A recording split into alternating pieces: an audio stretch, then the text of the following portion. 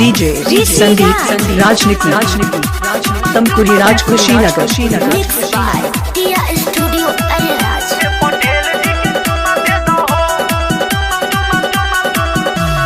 हवे कुर्मी टोली यहाँ चल जाला गोली ऐसे जन खेद हो। अरे राइफल के नोक पटंगा जाइबू रे बाबी। हवे कुर्मी टोली यहाँ चल जाला गोली ऐसे जन खेद हो, ऐसे जन खेद हो। तनी कोरा में बैठ के रसीली है पटेल जी के चुमा दे दहो। तनी कोरा में बैठ के रसीली है पटेल जी के चुमा दे दहो। सेवनियन लाल तोहर गोरे गोरे गाल तनी सा छुए दहो, तनी सा छुए दहो। तनी कोरा में बैठ के रसीली है पटेल जी के चुमा दे दहो। ए बंगाल वाली कोरा में बैठ के पटेल जी के चुमा दे दहो।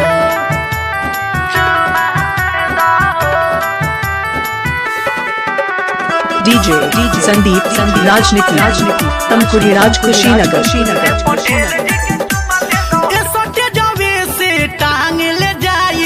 रोकी नहीं कोई हो जवन नहीं हवा कही है पटेल जी सुन लऊ है होई हो।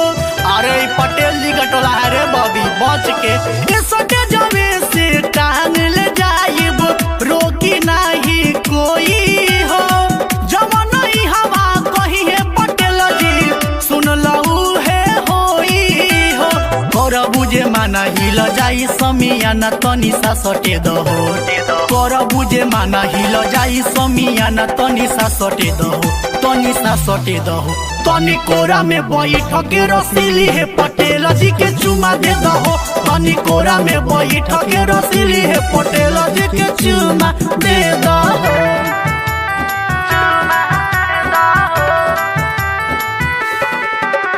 डीजे संदीप राजनीति गाजीपुर हारी ओमनगर। अरे पवन पटेल लालू कहता रे मान ले हमारो बात रे घर दे पाजा मारे दे माजा आजुए के रात रे। अरे मन है तो काहे तरसाती है रे। अरे पवन चंदन अखिलेश कहता रे मान ले हमारो बात रे घर दे पाजा मारे दे माजा आजुए के रात रे। डीजे नीतीश या नवीन कहे तनी सा मजा लेवे दहो। पटेल डीजे या राहुल कहे तनी सा मजा लेवे दहो, हम मजा लेवे दहो। तनी कोरा में बैठ के रसीली है पटेल जी के चुमा दे दहो। ए बंगाल वाली कोरा में मोबाइल नंबर 95 010 51 335।